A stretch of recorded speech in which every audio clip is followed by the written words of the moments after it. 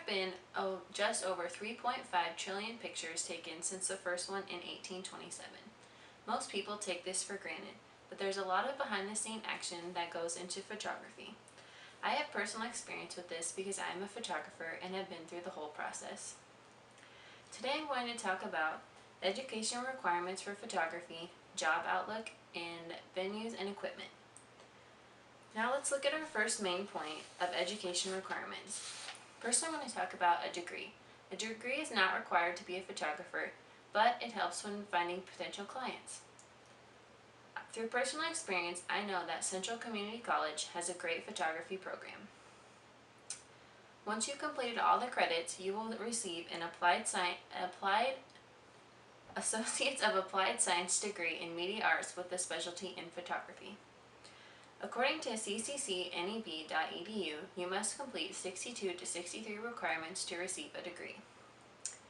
Some required classes include Media Arts, Web Page 1 and 2, Media Graphics, and of course photography. They're not all fun classes though. You do have to take some Gen Eds. They fall into the categories of communication, critical thinking, life and career skills, information technology, and global awareness. Certification is another great way to become professional. You can become certified through the Professional Photographers of America. According to ppa.com, becoming a certified photographer gives you an advantage to justify your prices, gives you peer validation, and an advertising edge. All of these things are the first step in becoming a photographer. Next, let's talk about job outlook. I'm going to discuss need, growth, and different areas. Photography is a career that will never die out. People are very visual. We take pictures of everything. We take pictures of our children being born and devastating events that happen all around the world. We would not know or remember what people and events look like without photography. According to the Bureau of Labor Statistics, the job outlook for photographers will increase by 4% between the years of 2012 and 2022. Even with the increase, salary jobs can be hard to find. Most companies will look for freelance photographers and just pay them job by job. There are many different areas of photography. Popular ones include portrait, news and sports, and photojournalist. Portrait photographers usually work in studios and take pictures of families, newborn, seniors, weddings, and engagements.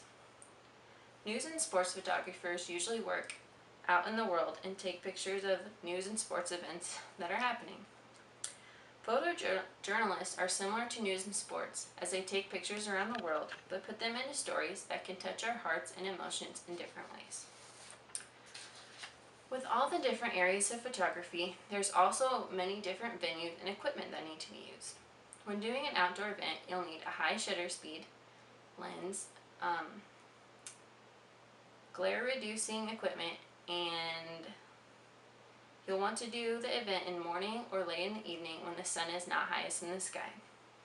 A big advantage of doing outdoor events is that you'll have natural lighting and it's more flattering on people.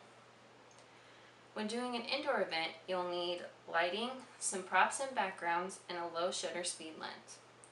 If you're doing an action venue such as news and sports, you will need a high shutter speed lens, a continuous shot function, and sometimes a stand or tripod.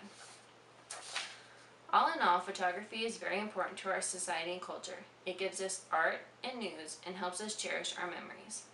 So always remember, if you want to become a photographer, I highly recommend taking classes through Central Community College.